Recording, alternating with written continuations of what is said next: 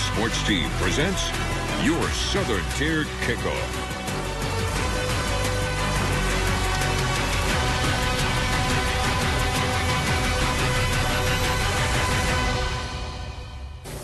Welcome in and welcome back. It is Saturday. It is football season, and this is your Southern Tier Kickoff. As always, I'm Zach Grady, and I'm going to be joined here at the desk in just a moment by Michael Villegas, Kevin Quinn, and Kyle Spizak. I'm going to learn how to talk. It's an early Saturday morning, but we are excited because we're going to head out live to the Finger Lakes in a little bit as Ithaca plays host to the Engineers of RPI later this afternoon. So like I said, let's get this going. Gentlemen, Kevin, how are we doing this morning?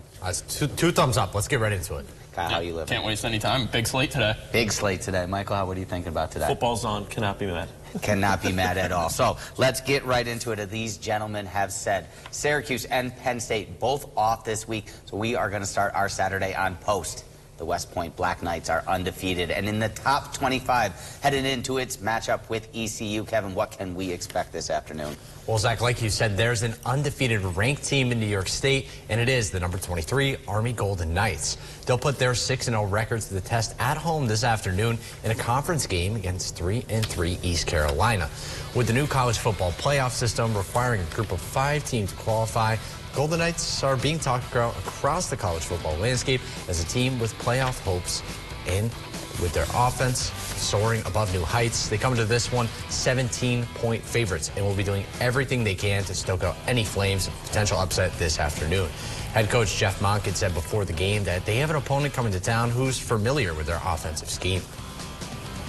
Mike was the head coach at a school where they ran the option, and their defensive coordinator has been the defensive coordinator at 2 different schools where they ran the option. So they've got a lot of experience, and it's going to take a tremendous effort on our part to prepare, both offensively and defensively, as well as on special teams, to beat this this really talented ECU team. Well, some keys to the game: let the defense do the heavy lifting. The Golden Knights are second in the nation in points allowed per game this season, holding their competition to 9.8 points per game. Look for the defensive unit to take pressure off the offense. They'll need to control the tempo. It's no surprise the Golden Knights love to run the football with their triple option scheme. They rank first in the nation with 370 rushing yards a game, and that's not even close. The next team sitting at only 295 yards. They'll also want to let the deep ball fly. There'll be situations where the run game opens up receivers downfield. In last week's win, they only threw the ball 7 times, but one of those completions went for 50 yards and a touchdown. Those are chances they'll need to take. All right, you talk about chances that they need to take. 7 passing attempts in this day and age. Can you stay undefeated? Can you get all the way through a college football season relying solely on the run game? Yeah, it depends. You know, when you have different players running the football, their leading rusher is their quarterback, who's going for about 10 yards a carry, over 100 yards a game. So that's the kind of stuff that you need. It's still a multifaceted offense if you have different players running the football. Yeah, and I mean, as well as their offense has been running on the ground game's a huge part. I don't think in this landscape, once you get up to them bigger dogs and you do say they do get into that college football playoff, you're going to have to air the ball out. There's just no way. The defenses of the SEC are too good against the run. I agree with Kyle there. I mean, they're doing great right now. The run game is, of course, going to dominate there, like you said, with their quarterback, the option system. But once you get into the higher schemes and the better talented teams, their defenses are going to obviously scheme for that. They're going to account for that, and I think they'll show them down.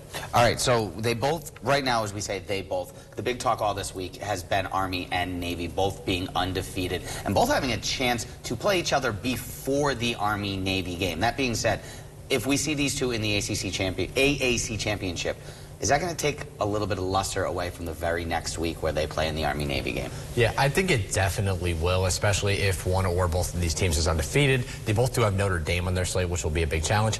But say, you know, college football playoff hopes don't matter anymore when that Army-Navy game comes into play, which maybe should be a change if they meet and it matters. Yeah, absolutely. As you mentioned, that Army-Navy game is going to be after the college football playoffs have been released. So we are going to get a pick for this game later on this afternoon as we get into all of our picks. But what we're going to do right now is pick our Heismans way too early. I mean, we are in week 6 right now, but there are a few people that have already kind of put themselves above and beyond the rest of the competition. One of them, and my pick right now, Cam Ward. Cam Ward has been lighting it up and down for Miami. The U senior quarterback has led them to a 6-0 record and currently right now ranked 6th in the country. Ward, over 2,000 yards passing, 23 total touchdowns. He can do it on the air, on the ground, and in the air. And the other thing is he is cool under pressure. Only 5 interceptions and a couple of comeback wins already, including a massive one a couple of weeks ago against Cal. The other thing to keep in mind out with Cam Ward here, he's on pace. If he continues this 369 yards per game, I know that's a lot, he will be on pace to be the all-time leading passer in NCAA history. Yep, my pick is going to be the Heisman favorite right now at plus 175, Ashton Jeanty, and he's that favorite for a reason. The junior running back has 1,248 rushing yards this season. He's more than 300 yards over the next guy in 126 attempts, 17 touchdowns. He's averaging 9.9 yards per carry. Every time he touches the ball, he's almost getting a first down. That is absolutely crazy. He's also in pursuit and on pace to break Barry Sanders' 36-year record of the single-season rushing title in the NCAA, which he had back in 1988. Melvin Gordon was the next closest one to do that back in 2014. So my pick is Jeanty. Well, there is a player in the Big 12 that's doing something no one else in college football is doing, and you ask him, he'll tell you he deserves the Heisman Trophy. We're talking about Colorado's Travis Hunter. The wide receiver and quarterback is getting things done on both sides of the field. Games with 100 receiving yards and an interception on defense seem crazy, but that's become the normal for Hunter as the Buffaloes sit 4-2 on the season. His recent comments about another Heisman frontrunner have been in the spotlight as he spoke on Boise State's Ashton Jeanty on a podcast last week saying, quote, "But it's not like we haven't seen a running back that's good. We haven't seen a player that plays both ways, and I'm going to keep saying that," end quote.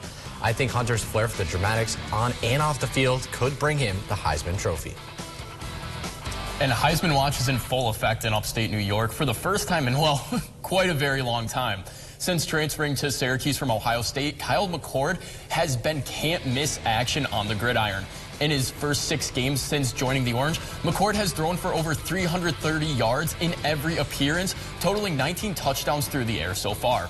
McCord has also averaged a 65% completion rate through last week's NC State game, and the lowest QBR for McCord this season set at a 92 against UNLV, where he threw 63 passes in the game. And what many people said would be the downfall of McCord's career, well, it may have been the saving grace as he's been putting up video game level numbers so far. All right, Heisman tends to always be a quarterback award, and we have a couple of quarterbacks in there with Cam Ward and with Kyle McCord here locally as well. But let's get into this Jeanty and Hunter beef here. I mean, as he said, a running back has done it before. We've seen good running backs. We haven't seen a running back win a Heisman in a long time, though. Why is Jeanty the guy to do it this year? I mean, like you said, he's been chasing down a record that has not been broken since 36 years. When you're in conversations with Barry Sanders, I think that puts you in a different level. On top of the fact that in Boise State, I mean, how many running backs? Usually it's Alabama. It was Derrick Henry for them the last time the running back won the Heisman. But you go to Boise State, it's Jay Ajayi's or Doug Martin's or Alexander Mattinson's. So he's putting Boise State on the map as they're ranked, what, number 15, I believe, 15 in the country, and leading them, like, I think personally, nothing to take away from Travis Hunter because he is doing it on both sides of the ball, but Jeanty is that favorite because he's almost averaging a first down every time he touches the ball. All right, you talk about putting your name in conversation with the Sanders and on a different level. Well, Travis Hunter's doing that, putting his name in with Deion Sanders instead of Barry Sanders on a different level, playing both ways. Why is he the guy? Yeah, I mean, Travis Hunter is playing just an absurd amount of snaps every game. You have to think the average college football player maximum is playing about 50% of the snaps a game. He's playing almost all their offensive snaps, almost all their defensive snaps, and he's coming up big. He's getting turnovers in big moments, the big catches, the yards after the catch. It's just an athlete that no one has seen on any level. It gets interesting when you think about his future in the NFL because what is he going to do there? I think probably going to play mostly defense with some gadget style kind of offensive plays for him. But I think that if he keeps this up, and Colorado 4-2 is a little better than I was expecting they would be at this point in the season. They, finish above 500. I feel like there is a very legitimate chance that this award does go to Colorado. All right, awesome. And I know we mentioned both of the quarterbacks. They get their love, so we're not going to give them too much here. But, I mean, it's amazing to see that Kyle McCord taking Syracuse to that next level. And I think, again, in my opinion, they should be a top 25 team at this point in time. So we're not going to go anywhere just yet. We are going to come back after the break, and we are going to go to Ithaca to check in with Keith Savage as our 12 sports team is on the road once again with the Bombers matchup with RPI. But before we do head to break, let's check out today's weather in the Finger Lakes with Chief Meteorologist Howard Manges. Yeah, guys, today Bombers versus Engineers. I really don't think that the weather gets any better in New York State in mid-October in the Finger Lakes. Bertino Field, yeah, check this out. I mean, the weather is just about perfect. Temperatures in the low 60s by kickoff, halftime. What's a couple more degrees, right? It's going to be absolutely beautiful here today. And, you know, one of the coolest things about today is that, you know, if you look around, fall foliage is almost at peak or very close to. Why not take a drive around the Finger Lakes as well after this game is over and take it all in?